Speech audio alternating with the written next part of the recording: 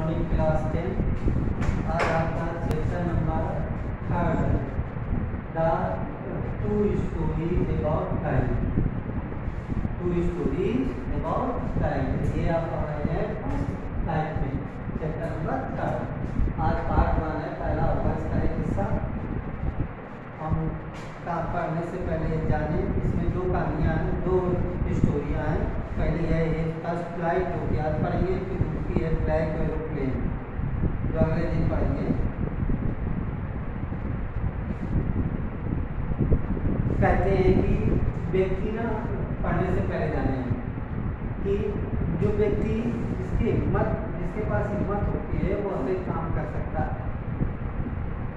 साहस होना चाहिए व्यक्ति के पास या किसी भी इंसान या जानवर के पास, तो वो हर एक चीज़ वो पा सकता है, कर सकता है। ये एक ऐसी कहानी है, एक ऐसी स्टोरी है जो हमें साहस के बारे में बताती है, हिम्मत के बारे में बताती है। इसमें ये बताया जाएगा कि कैसा एक समुद्री मुर्ग उड़ने से पहले डरता है, लेकिन वो कैसे अपने डर पर विजय पाता है, कैसे उस डर को अपने से बाहर निकालता है और वो सफल होता है। ये हम इस स्टोरी में जानेंगे। तो इसमें आपको 6 पैराग्राफ पाए जाएंगे, साथ में आपको एक वर्ड हर बार के मीन्स इंग्लिश में। आप इसका 1 2 3 चैप्टर का तीसरा वर्ड भी अपना कंप्लीट कर लें और मुझे अपने ग्रुप में शो करके दिखाएं। ओके,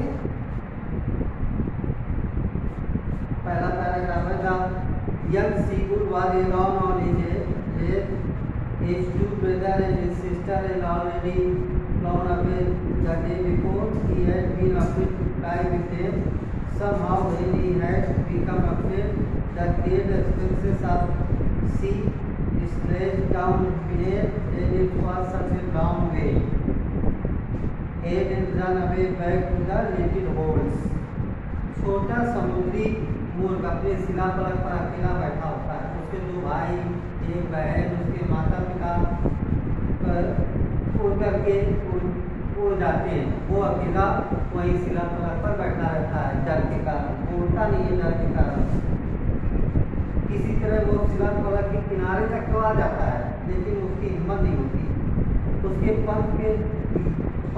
वो अपने पंखों पर इतना विश्वास नहीं कर पाता समुद्री मुर्ग कि वो इस विशाल समुद्र के ऊपर उड़ सकता है। कहीं उसके पंख, वो सोचता है कि उसके पंख बीच में धोखा न दे दे और समुद्र में गिर न जाए, जिससे उसकी मृत्यु न हो जाए। ये सारी चीज़ें वो सोचता है और शिलाफलक पर बैठा रहता है। जब रात होती है तो वो सो जाता है। तब भी उसके भाई बहन, 2 भाई 1 बहन, माँ बाप उड़ते हैं, उसको उड़ते हैं अपने पंख फैला कर, छलांग लगाते हैं, इधर उधर घूमते हैं और तेज आवाज़ें करते हैं, बुलाते हैं उसको। उसके माँ बाप उस समुद्री मुर्ग को बुलाते हैं, लेकिन वो डर के मरने की वजह से वहाँ से उड़ता नहीं है क्योंकि वो डर लगता है उसको, इसलिए वो वहाँ से हिलता नहीं है। और पैराग्राफ नंबर 2 पर है दैट वाज से कवर डाइस होता है काया। That was 24 hours passed since that nobody that moved too near to young seagull who stayed in stone, and almost brother and sister and parents flew away and do well flying. His parents gave to lesson to his brother and sister about flying. ये 24 घंटे बीत जाते हैं।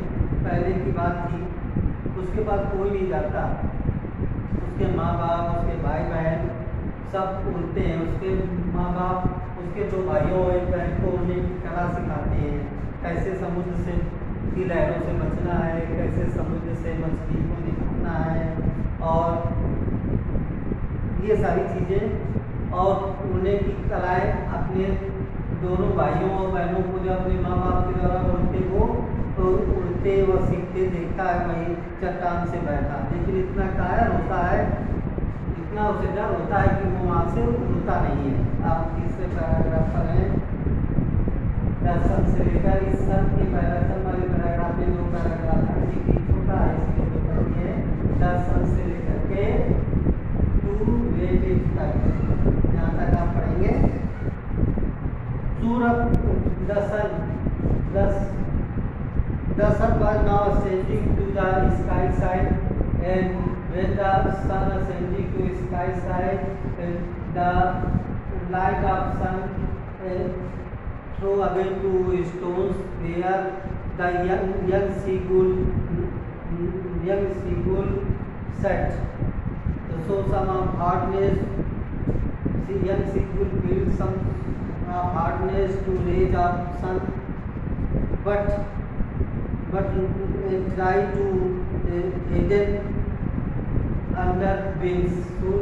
क्या होता है, सूर्य अब आसमान के ऊपर बढ़ता है, जब आसमान की ओर बढ़ता है तो सूर्य की किरणें ज़्यादा तेज होती है, क्योंकि सूर्य दक्षिण की ओर उस समय होता है। और जहाँ वो यंग सीगुल बैठा होता है, युवा समुद्री मुर्ग बैठा होता है, उसके चट्टान पर जब उनकी रोशनी लगती है तो उसको गर्मी महसूस होती है, तो वो अपने आप को बचने के लिए पंखों के नीचे छिपाने की चेष्टा करता है, कोशिश करता है। उसके 2 भाई एक बहन, माँ बाप उसकी शिला फलक पर पहुँच जाते हैं, तो वो इस सामने और 2 भाई और एक बहन दूसरी शिला पर बैठे होते हैं, वो सो रहे होते हैं। उसके पिता अपनी सफ़ेद पीठ के ऊपर जो पंख हैं उसको वो साफ कर रहे होते हैं, केवल उसकी माँ ही उसकी ओर देख रही होती है। और माँ जो कि एक दूसरे शिला पर के ऊपर बैठी है, उसी के जस्ट सामने जो उसको देख रही है, जो सीगुल को जो वहाँ बैठा है, छोटा सीगुल को, छोटा समुद्री गुल को जो वहाँ बैठा उसे वो देख रही है। और माँ उसकी मछली लेकर के रोज कर खाने में लगी है और उसकी चोंच को रगड़ रही है। अब छोटा सीगुल ये समुद्री मुर्ग ये देख करके लालच होता है कि कोई उसे खाना दे जाए। अब पैराग्राफ हम 4 पर हैं। गागा cried we have to bring in some foods, वो विनती करता है कि कोई उसे भोजन दे जाए, लेकिन कोई उसको नहीं देखता, बल्कि सभी उसके 2 भाई और एक बहन उसका पिता उसका उपवास करते हैं और करके उसे दिखाते हैं, उसके पास आते हैं, लेकिन उसको खाना नहीं देते हैं।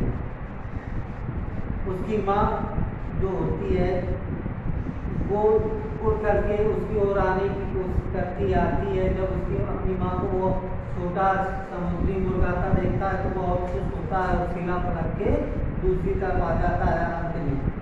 और उसकी माँ मछली का टुकड़ा लेकर के जब उसके मुँह में आती है, अचानक वो शिला पलट के पास आकर के रुक जाती है, और वो छोटा समुद्री मुर्ग इतना भूखा होता है कि वो माँ से अपनी वो मछली निकालना चाहता है, लेकिन तभी वो अचानक नीचे गिरता है, और जो कि एक खाली स्थान होता है उसकी ओर गिर जाता है।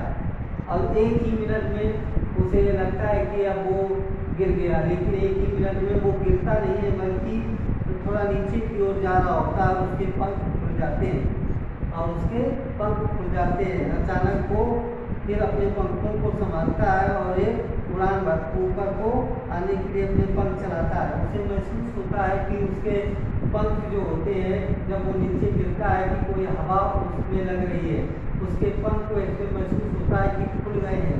तभी वो अपने पंखों को फड़फड़ाता है और फड़फड़ा करके ऊपर उठता है और गागा करते हुए शोर मचाता हुआ निकलता है। तभी उसके when the little seagull now start to fly away, then both brothers and sisters came near to the young seagull and gave to support that you flew away in high. तभी उसके 2 भाई और एक बहन उसके पास आते हैं, उसे यानी साथ बनाने के लिए उड़ो और उसको करके उसके सामने उसके भाई और बहन तिरछा उड़ते हैं, ऊपर जाते हैं, नीचे जाते हैं, ऐसा करके वो दिखाते हैं। अब अगले पैराग्राफ में पढ़ेंगे देनी से 5वां paragraph. Then he completely forget that he not always been able to fly and commanded himself to fly. फिर वह पूरी तरह भूल जाता है, भूल गया कि उसे उड़ना आता था इससे पहले कि नहीं आता था। अब वो खूब मंडराता है और खूब तिरछा करने लगता है। अब वो समुद्र को नज़दीक से समझ रहा है, वो समुद्र की लहरों से बात करता है, क्योंकि अब वो बोलता है, बोल लेता है, उसे प्रसन्नता है कि वो बोल लेता है, काँव की आवाज़ें करता है। अब पैराग्राफ हम लास्ट में number 6। His parents and his brother and sister had landed on his other stones who fulfill up a green flooring him, making him to falling slowly. He brought his legs to stand on the green sea. तभी उसके माँ बाप और उसके भाई बहन एक हरे समुद्री पर्स पर उतरते हैं और उतर करके उस छोटे समुद्री मुल्क को आवाज़ लगाते हैं। जब वो वहाँ आता है तो उसकी टांगें नीचे धंस जाती हैं। जब वो सारे मैदान पर आता जब उसके माँ बाप होते हैं, लेकिन वो नीचे नहीं धंसता, बल्कि अब वो तैरने लगता है, लेकिन उसे महसूस होता है कि नीचे धंस रहा है, लेकिन अचानक वो फिर धंसता नहीं है, फिर अपने पैरों पर खड़ा हो जाता है और वो खुशी से अब मछली खाता है और उसके भाई बहन और उसके माँ बाप उसकी प्रशंसा करने के लिए उसके ऊपर उड़ते हैं। ये इस तरह से छोटे से समुद्री मुल्क की एक उड़ान होती है, जो पहली उड़ान वो उड़ता है। वो कैसे उड़ा? पहले तो उसे भूख की वजह से वो अपने जल को भूल गया और अचानक उस माँ के चोट से मछली निकालने के लिए वो जैसे पलक के कोने तक आया तो वो नीचे गिर गया, लेकिन उसी डर में अचानक वो जान भी नहीं पाया, उसके पंख खुल गए और जब वो नीचे जा रहा था तभी उसे महसूस हुआ कि उसके पंखों में कुछ हवा लग रही है, उसके पेट साइड या अंदर के शरीर में हवा लग रही है। अनायास ही उसके पंख हिलने लगे और तभी वो जब नीचे जा रहा था तो अपने पंखों को उसने नाचा करके फैला दिए और वो ऊपर आने लगा और यही चीज़ उसे उसकी पहली उड़ान के योग बनाती है। थैंक यू स्टूडेंट, आज के लिए इतना ही। आज आपका थर्ड पैराग्राफ है। Okay, have a nice day.